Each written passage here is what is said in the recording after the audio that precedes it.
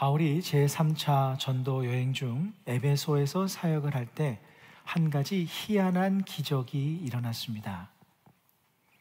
바울이 쓰던 손수건과 앞치마를 사람들이 가져다가 병든 사람이나 악귀 들린 사람에게 얹으면 병이 낫고 악귀가 떠나서 고침을 받는 그러한 놀라운 기적이 일어난 겁니다. 물론 여기서 말하는 손수건은 우리가 보통 알고 있는 그런 손수건은 아닙니다. 양복 주머니에 넣고 다니면서 닦는 그런 수건이 아니라 노동자들이 땀을 닦을 때 쓰는 수건, 이 손수건, 원문에 나온 이 손수건의 원어는 땀을 뜻하는 단어입니다. 그래서 땀수건, 수건, 타월에 가까운 그런 큰 수건이었습니다.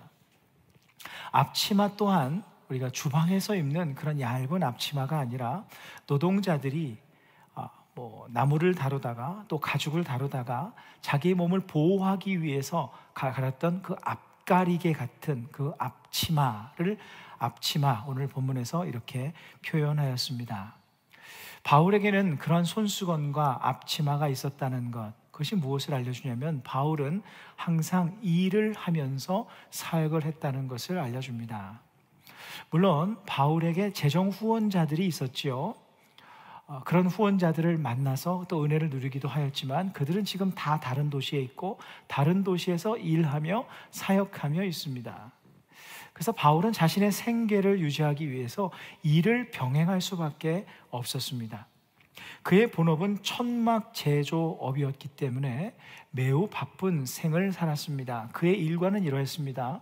아침에 아마도 해 뜨기 전부터 일어났던 것 같은데요, 아침부터 일을 준비해야 되기 때문에 이른 아침부터 오전 11시까지, 중동에는 태양열이 굉장히 강하지 않습니까?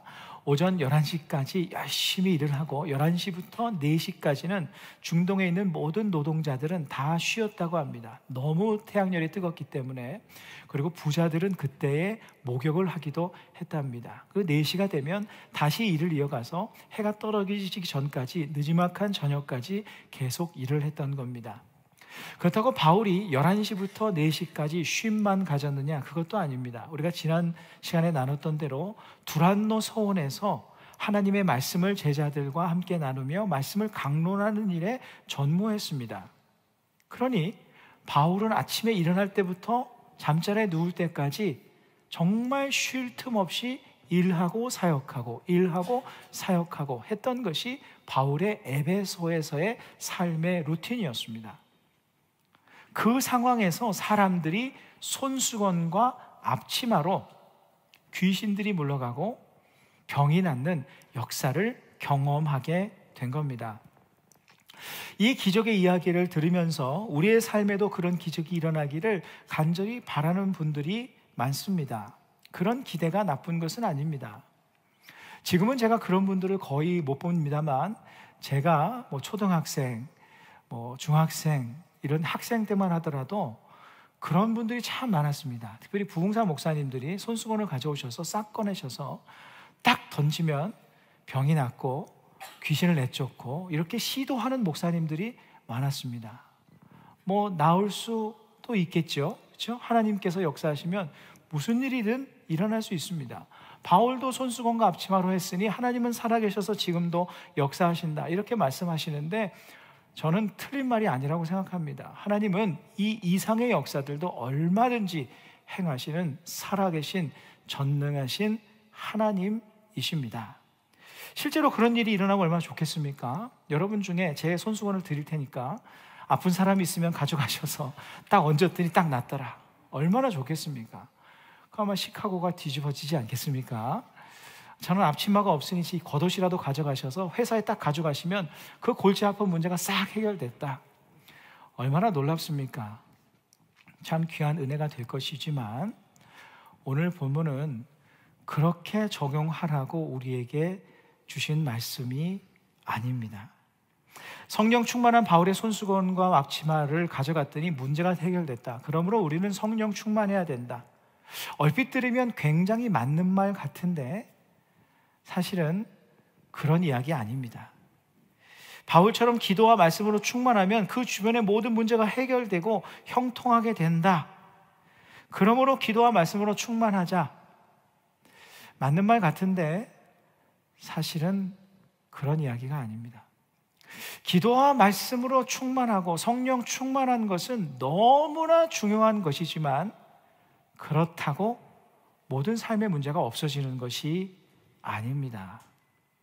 만일 그렇다면 왜 바울은 남들의 병은 손수건과 앞치마로 고쳐주면서 자기 지병은 끝까지 죽을 때까지 가지고 살았던 것입니까?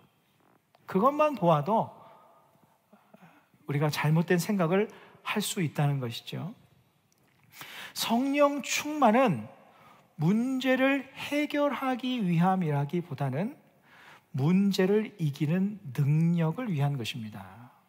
문제가 있어도 그 문제를 문제로 여기지 않을 수 있는 능력, 주님의 크심을 더 바라보며 얼마든지 그 문제적인 상황을 돌파할 수 있는 능력을 주는 것이 성령 충만이고 기도 충만이고 말씀 충만인 겁니다.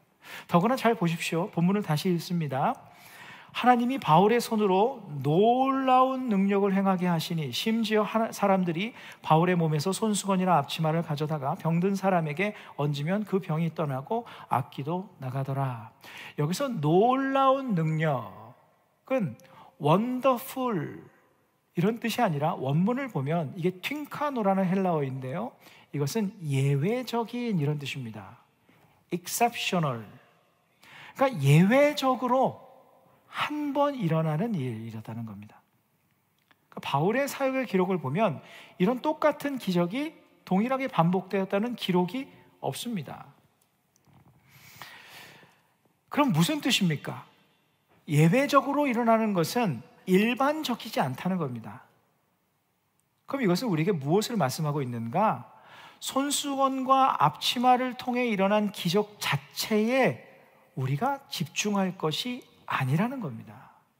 이 예외적인 한 번의 사건에 우리의 시선을 집중하고 그 기적을 재현해 보려고 그 기적이 일어나야만 하나님의 역사인 것처럼 시도할 것이 아니란 뜻이에요. 대신에 정말 중요한 기적이 이 본문 가운데 숨어 있습니다. 우리가 그 기적의 주인공들이 되기를 원하는데요, 그것을 함께 생각하기 원합니다. 그 전에 이를 위해서 이와 비슷한 기적이 성경에서 또 일어났던 것을 여러분 아십니까? 예수님을 통해서 일어난 것인데요, 물론 예수님께서 수많은 기적들을 많이 일으키셨지만 이런 기적이 있었습니다. 마가복음 5장에는 12해를 혈루증으로 고생하던 여인이 있었습니다. 하혈하는 병이었습니다. 피를 흘리는 병이었습니다. 당시 유대인들에게 이 병은 부정하다 여김을 받았습니다. 사람들이 멀리했겠죠. 그리고 이 여인과 접촉하는 사람들까지도 부정하다 여김을 받고 그 동네에서 떠나 있어야 되고 일정 기간 동안 또 격리되어야 되고 이런 병이었습니다. 그러니 사람들이 얼마나 싫어했겠습니까? 그리고 이런 병들은 죄로부터 왔다라고 생각을 했으니 사람들이 얼마나 경멸했겠습니까? 모르긴 몰라도 이 여인에게 아마도 정말 사람들에 대한 대인 기피증, 이게 좀 말이 좀 약한가요? 좀 대인 공포증이라 해야 되나요? 이런 것이 있지 않았겠습니까? 우울증도 있었을 것이고 사람들 많은 곳에 가는 것을 극도로 꺼려 했었을 것입니다. 그런데 어느 날 예수님께서 그 여인이 살고 있는 여리고로 지나가신다는 소식을 듣게 돼요. 그러니까 이 여인이 얼마나 기뻤겠습니까? 얼마나 기대했겠습니까? 예수님께 나아가서 자신의 병을 고침을 받고자 하는 기대가 올라오지 않았겠습니까? 그런데 문제는 예수님 곁에는 언제나 수많은 인파가 몰려 있다는 것이 문제였습니다. 예수님께 접근조차 어려운 것이었어요. 수많은 인파 때문이기도 하지만 여리고에서 이 여인은 유명하게 알려진 여인이었습니다.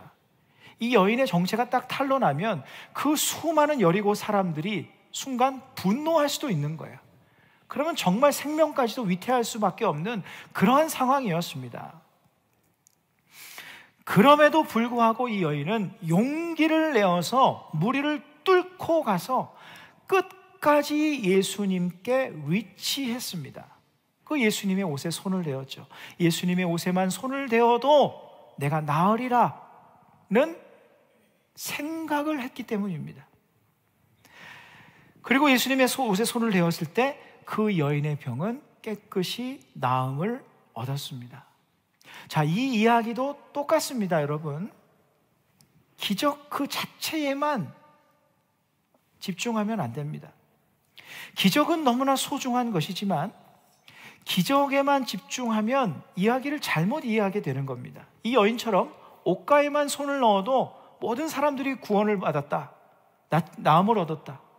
그렇다면 여러분, 이 여인뿐만 아니라 수천 명의 사람들이 예수님을 사모하는 마음으로 자신들의 문제를 가지고 예수님께 나와 예수님의 옷에 손을 대었을 텐데, 그럼 그 사람들은 왜 그런 일이 일어나지 않았습니까? 이건 그런 얘기가 아닙니다. 희한한 일이 일어난다, 기적적인 어떤 일이 일어난다, 이런 예외적인 기적을 경험한 사람은 이 여인 단 한 명뿐이었습니다. 또한 병이 낫는 것도 그렇습니다. 여러분, 여인이 병을 고침 받았지만 결국 나중에 죽기 전에 또 다른 병에 걸리지 않았겠습니까? 병은 걸렸다가 낫기도 하는 겁니다. 병이 나아야만 하나님께서 살아계시고 하나님께서 사랑하시는 것이 아닙니다. 병이 낫지 않는다고 하나님께서 사랑하시지 않는 것도 아닙니다. 그럼 마가복음 5장에서 혈루증으로 고생하던 이 여인이 예수님의 옷가에 손을 대었을 때 고침을 받은 이 이야기에서 가장 중요한 부분은 무엇일까요? 그것은 이 여인이 예수님을 향한 기대로, 예수님을 향한 믿음으로 용기를 내어 자신의 생명을 걸고 예수님께 나아갔던 그 발걸음입니다. 여인이 만일 예수님께 나아가는 일을 포기했더라면 이 여인의 일은 성경에조차 기록되지 않았을 것입니다. 아무런 일도 일어나지 않았을 것입니다. 그러나 그 여인은 사람들로부터 당할 멸시와 모욕과 생명의 위협까지도 각오하고 예수님을 향해 발걸음을 옮겼습니다. 포기하고 끝까지 걸어갔습니다. 그러므로 진정한 기적은 어디에서부터 출발한 것입니까? 한계로 가득한 상황이라 할지라도 주님을 향한, 주님만을 향한 기대와 믿음으로 끝까지 예수님께 나아갔던 여인의 용기가 진정한 기적의 출발점이었던 것입니다. 그 기적, 그 여인에게 예수님은 이렇게 말씀하셨습니다. 마가복음 5장 34절 전반절입니다. 예수께서 이르시되 딸아, 내 믿음이 너를 구원하였으니. 이 여인이 한 것은 무엇입니까? 예수님께서 이 여인의 믿음이 너의 병을 낫게 했다, 그 믿음이 기적을 일으켰다, 믿음이 너를 구원했다 하였을 때 이 믿음은 무엇입니까? 이 여인이 한 것은 하나밖에 없습니다. 어떤 상황에서도 예수님을 향한 마음과 시선과 기대와 발걸음을 멈추지 않았던 것, 그것이 예수님께서 바라보시는 그 여인의 믿음이었습니다. 그래서 여러분, 믿음이라는 것은요, 항상 방향입니다. 내 시선이 바라보는 방향, 나의 발걸음이 가고 있는 방향, 내가 추구하는 삶의 방향, 이것이 우리의 믿음을 보여주는 것입니다. 그 여인의 믿음을 예수님을 향해 포기하지 않고 모든 것을 걸고 달아가는 그 믿음을 예수님께서는 보고 계셨고, 그 발걸음을 통해, 그 포기하지 않는 마음, 그것을 통해 기적을 일으켰습니다. 즉, 예수님께로 향하는 마음을 포기하지 않고 끝까지 가지고 있다면 기적이 일어나는 것은 시간 문제였다는 것이었습니다. 주님께 소망을 두고 용기를 내어 발걸음을 주님께로 향하는 것이야말로 기적의 발걸음 그 자체였다는 거예요. 주님의 기적을 경험하게 되는 첫 걸음이었습니다. 그 걸음이 없었다면 오늘날 우리 성경을 통해서 우리는 그 여인의 이야기를 결코 들을 수 없었을 것입니다. 주님을 향한 굽히지 않는 마음, 그것이 진정한 기적입니다. 오늘 본문으로 다시 돌아오셔서요, 오늘 본문에도 이 여인과 같은 역할을 하는 숨겨진 주인공들이 있습니다. 본문의 12절 전반절에 보면 이렇게 기록되어 있습니다. 심지어 사람들이 바울의 몸에서 손수건이나 앞치마를 가져다가, 여기에 등장하는 그 사람들입니다. 이게 별것 아닌 사람들이 아닙니다. 이 사람들이 아니었다면 오늘 본문은 기록되지 않았던 겁니다. 그렇지 않겠어요? 이 사람들은 어떤 사람들입니까? 자신의 사랑하는 가족과 동료가 병들거나 귀신 들려서, 악귀에 들려서 고통당하는 것을 마음 아파하고 힘들어하고, 그것 때문에 정말 하나님의 은혜를 간구하는 그런 사람들이었습니다. 그런데 바울을 보아하니 아침 일어날 때부터 저녁 늦게까지 쉬지를 않거든요. 바울을 초청해서 기도를 받을 시간이 없는 겁니다. 그렇다 할지라도 그들은 포기하지 않았다는 거예요. 무엇을? 하나님을 향한 기대를. 바울의 손수건이라도, 이게 바울이 준 게 아닙니다. 내 손수건을 가져가시오 한 게 아닙니다. 바울이 일하고 천막에 놓았던 그 손수건이라도 몰래 가져간 것 같아요. 손수건이라도, 앞치마라도 가져간 겁니다. 여러분, 가져가면서 그들에게 어떤 마음이 있었을까요? 하나님, 지금 이 상황에서 하나님의 은혜가 절실합니다. 하나님의 은혜가 절실합니다. 살아계신 하나님의 은혜가 절실합니다. 그 사람들은 손수건에 대한 기대를 가진 것이 아닙니다. 앞치마를 어떤 마술처럼 사용하려고 가져간 것이 아닙니다. 앞치마에 시선을 둔 것이 아니라 하나님께 기대를 둔 것이고, 하나님께 소망을 둔 마음을 포기하지 않은 겁니다. 그 사람들은 신앙생활을 한 지 얼마 되지도 않는 작은 믿음의 사람들이었어요. 그들은 본래 하나님을 바라보는 사람들이 아니었습니다. 하나님을 알지도 못하는 사람들이었어요. 하나님 없이 살던 사람입니다. 하나님께 소망을 두고 기대를 두고 믿음을 두고 살았던 사람들이 아니었습니다.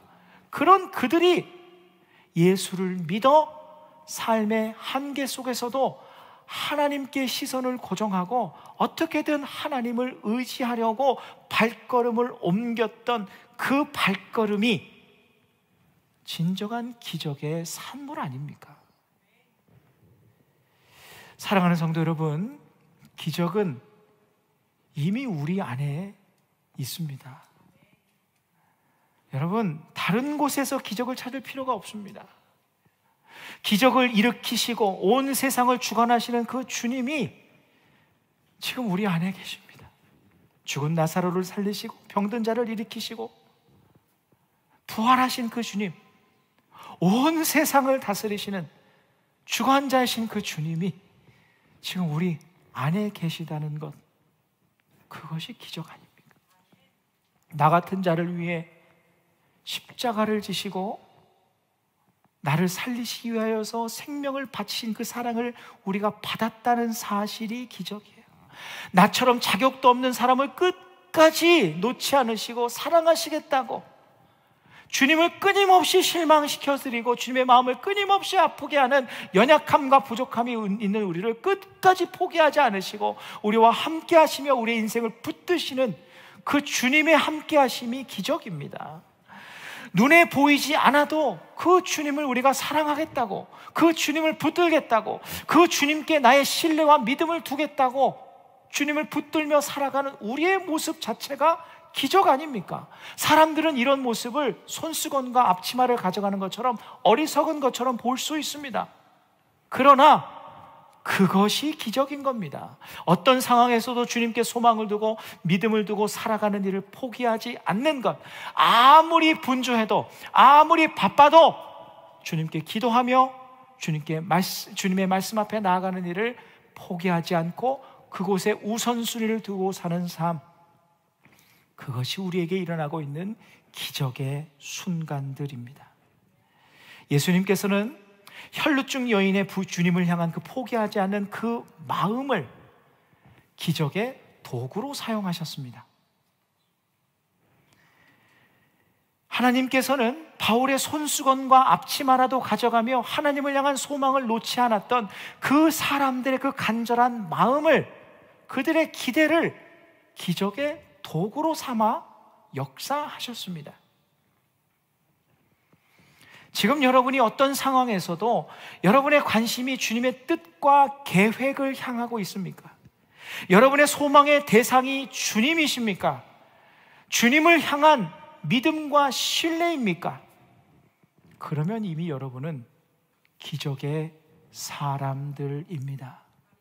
왜냐하면 주님을 향한 믿음을 포기하지 않는 우리의 모습은 바울의 손수건과 앞치마를 가지고 갔던 사람들의 발걸음과 같은 것이기 때문입니다. 예수님을 향해 끝까지 나아갔던 여인의 발걸음과 같은 것이기 때문입니다. 그 모습을 보시고 주님은 그분의 때와 방법으로 우리에게 가장 유익한 하나님의 은혜의 일들을 이루실 것입니다. 주님을 향한 시선이 있다면, 주님을 향한 마음이 있다면 어떤 삶의 상황 속에서도 끝까지 주님을 바라보며 기도와 말씀으로 주님 앞에 나아가는 사람들이 되어야 합니다. 김병태 목사님의 책 하나님의 퍼즐이란 책이 있는데 거기에 쓰인 한 이야기를 제가 잠시 소개합니다. 어느 스승이 한 제자를, 젊은이 제자를 두었답니다. 그런데 이 제자는 매사에 불만이 많았답니다. 이래도 불만, 저래도 불만, 이렇다고 불평, 저렇다고 불평. 하루는 스승이 제자를 불렀습니다. 소금 한 사발과 마실 물 한 잔을 가져오게 합니다. 그리고 이 마실 물에 컵에 소금을 잔뜩 집어넣습니다. 힘차게 젓습니다. 그리고 제자에게 마시라고 합니다. 제자의 얼굴이 막 찡그러지죠. 맛이 어떠냐? 장난하는 것도 아니지 않습니까? 제자가 짭니다. 짜증을 내면서 말합니다. 잠시 후에 이 스승이 이 제자를 데리고 호수로 데려갑니다. 그때 가졌던 그 소금을 다 똑같은 양을 가져갑니다. 그 소금을 전부 다 그 호수에다 쏟아 붓습니다. 그리고 휘 저으라고 합니다. 시간이 지난 후에 그 호수물을 마셔보라고 합니다. 맛이 어떠냐? 시원합니다. 짜지 않느냐? 짜지 않습니다. 여러분, 이것이 우리에게 무엇을 알려줄까요? 크리스찬의 삶이란 온갖 어려움이란 소금이 그 삶에 뿌려졌을 때 하나님을 향한 마음의 크기로 그것을 담아내는 삶, 그것이 크리스찬의 삶입니다. 하나님을 향한 마음의 크기가 크면 클수록 그 소금 맛은 적게 느껴질 것입니다. 하나님을 향한 시선을 잃어버리고, 하나님을 향한 믿음을 잃어버리고, 하나님을 향한 기대와 신뢰를 잃어버릴 때 그 맛은 고스란히 느껴져서 우리의 삶을 더 힘들게 만들 수밖에 없습니다. 하나님께서는 하나님을 향한 그 마음과 믿음을 보시고 우리의 삶에 가장 유익한 일들을 이루실 것입니다. 우리가 할 수 있는 것은요, 문제와 삶의 상황은 하나님께 맡겨드리고 하나님을 향한 믿음의 크기를 키워나가면서 하루하루 최선을 다해 살아가면 되는 겁니다. 여러분, 기적의 사람들이 되십시오. 꼭 겉으로 어떤 일이 일어나야만 기적이 아니지 않습니까? 내 안에 두려움이 완전하게 사라져야만 기적이 아닙니다. 기적은 모든 상황 속에서 나는 이 상황 속에서 오직 하나님을 바라봅니다. 나는 이 상황 속에서 하나님을 신뢰합니다. 이것이 기적의 목소리입니다. 이 말도 안 되는 바쁘고 어려운 상황에서도 하나님을 끝까지 붙드는 일이 마치 손수건과 앞치마를 가져가는 것처럼 어리석게 보인다 할지라도 나는 한없이 부족하지만 나를 통해 이루실 하나님의 위대하신 그 일을 믿습니다. 이렇게 믿음의 자리를 지키는 사람이야말로 진정한 기적의 사람입니다.